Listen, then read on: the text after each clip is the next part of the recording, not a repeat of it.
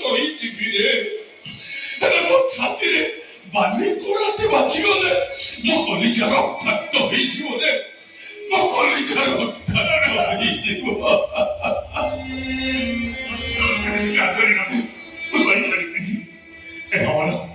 କେହି ନ ଜାଣେ ତମେ ଭଲ ଭାବେ ଜାଣିଛ ନନା ମୋ ଭିତରେ ସମ୍ପର୍କ କଥା ନନା ମୁଣ୍ଡ ଆଖିରୁ ଟୋପାଏ ନୁହଁ ବୈତରୀ ନଦୀର ବନ୍ୟା ସାଜି ମୋତେ ଫସେଇ ଦବ ନନାଙ୍କ ଛାତିରେ ସାମାନ୍ୟ କୁହ ଫାଇଲିରେ ସାଜି ଉଡ଼େଇ ଦବ ମୋ ବର୍ତ୍ତମାନ ମୋ ଭବିଷ୍ୟତ ମୋ ସ୍ଥିତି ମୋ ଅସ୍ତିତ୍ୱକୁ ତମେ କ୍ଷମା କରିଦବ ଶୁଣିଯାଅ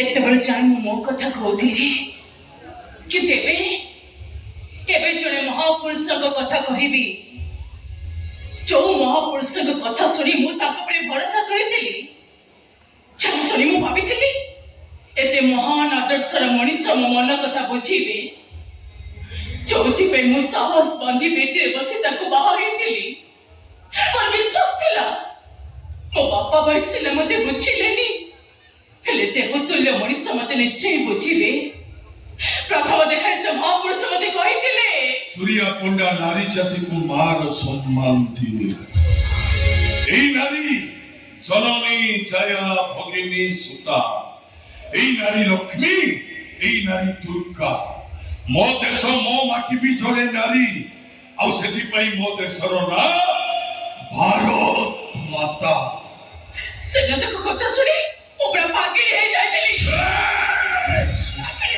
ମୁଁ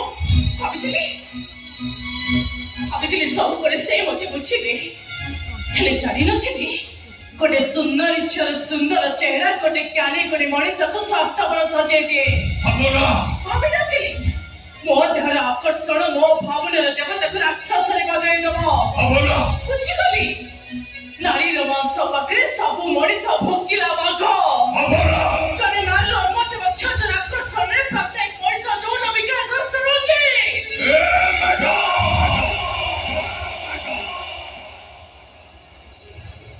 ଏ ଅମଣିଷ ଏ ଭୋକିଲା ବାଘ ଏ ଯୌନ ବିକାରଗ୍ରସ୍ତ ରୋଗୀ ଆଜି ମୁକ୍ତ କଣ୍ଠରେ ଘୋଷଣା କରୁଛି ମ୍ୟାଡାମ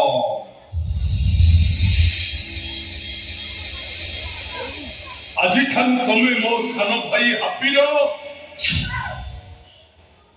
ଧର୍ମ ପତ୍ନୀ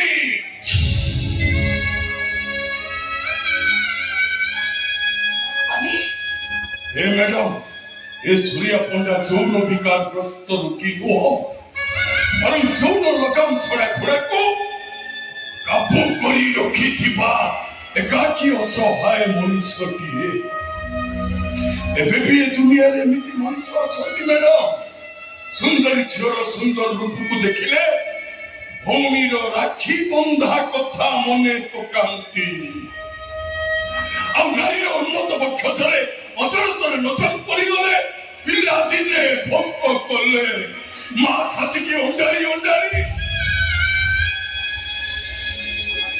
मधुपान करिबा कथा मने पकाती ए मैडम मते क्षमा करतो मो गाँ लोक माने कही एमिति मते चिड़ेई दैछथि जे कहीं जदि मो आंखोटी उठाउछि मो इज्जत उपरको मते भारी कष्ट होउछि कष्ट होउछि मते दीदी परी के देख सकाळे घरे पहुंचली घरे सब कथा सुनिली मु एते आसियो मना करथिली आसिलु भलो कलु केई जन कहितला प्रेम करी बा हेले तमे तम प्रेमिका को बा हबो आउ जदि तमे अरेंज मैरिज करो आउ कास्ती की तमे बा हबो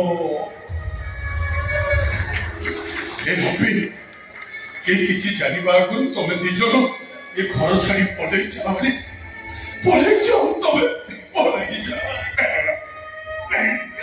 तमे काटी केले मु समाज दिले हसी कहिले अरे हबी আজি তো মোর হসিবার কথা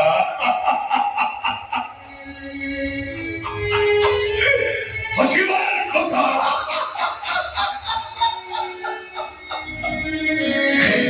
କାହିଁକି ଜାଣିଛୁ ରେ? ଆଉ ଏ ହସ ସହିତ ଏ ସୂର୍ୟ ପଣ୍ଡାର ଆଉ ଦେଖା ହବନି ରେ। ମାନେ କାଲି ସକାଳୁ ଏ ଘର ଏ ଗାଁ ଛାଡି ମତେ ଅନେକ ଦୂରକୁ ପଳେଇ ଯିବାକୁ ହବ ରେ। ଆରେ ଏଇ ଲୋକମାନେ ଆଜି ପର୍ଯ୍ୟନ୍ତ ଠାକୁରଟାକୁ ପଥର କହୁଥିଲେ, ଠାକୁର ହସୁଥିଲେ, କିନ୍ତୁ ଏଇ ଲୋକମାନେ କାଲି ସକାଳୁ ସେ ପଥରଟାକୁ ଠାକୁର କହିବେ ରେ। ଜମି ବିକ୍ରି କରି ଲୋକମାନଙ୍କୁ ଭୋଜି ଖାଇବାକୁ ଦେଇଛି। ସେମାନେ এই ଘଟଣା ଜାଣିବା ପରେ ମତେ ସମବେଦନା ଜଣେଇବେ, ବୁଝେଇବେ। ସହିପାରିବିନି, ମୁଁ ସହିପାରିବିନି। ଆରେ ମୁଁ ଜଣେ ମଣିଷ ନା।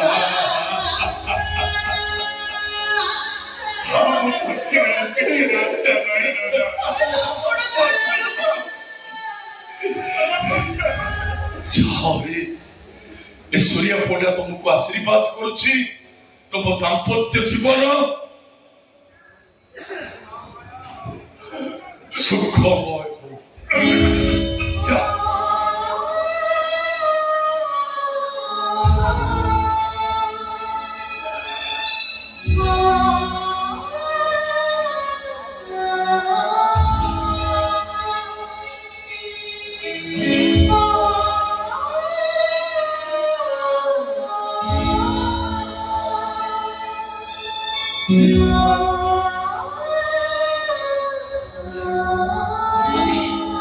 मित्र कसं କେମିତି ଅଛ?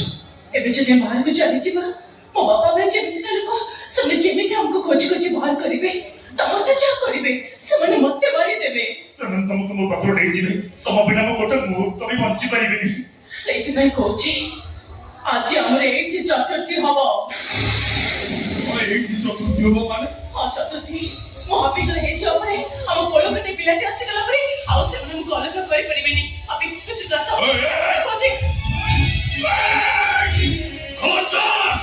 ତମ ପାଦ ଯେମିତି ସେ ଘରେ ଆଉ ନ ପଡେ, ପାଦ ଯେମିତି ଆଉ ସେ ଘରେ ନ ପଡେ। ଚତୁର୍ଥୀ ହବ କେମିତି?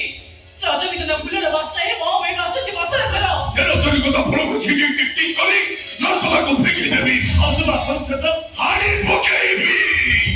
ସେ ବାସନ ଶେଷକୁ ହାଣି ଟିକ୍ କରିଦେବି। ଦେଖିବ ତମେ, ଦେଖିବ।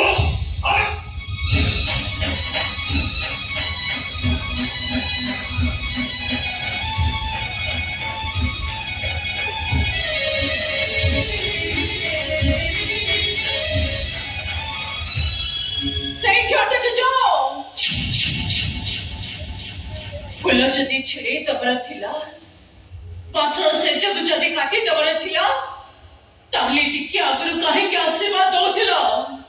ତମମାନଙ୍କର ଆଗାମୀ ଜୀବନ ସୁଖମୟ ହଉ। କଣ କହିବାକୁ ଚାହୁଁଛ ତମେ? ଆଜି ଛାଡ଼ ତମେ ଆମ ଦି ଜଣଙ୍କ ପାଇଁ ହବ ସୁରକ୍ଷା କବଚ। ଭଗବାନ।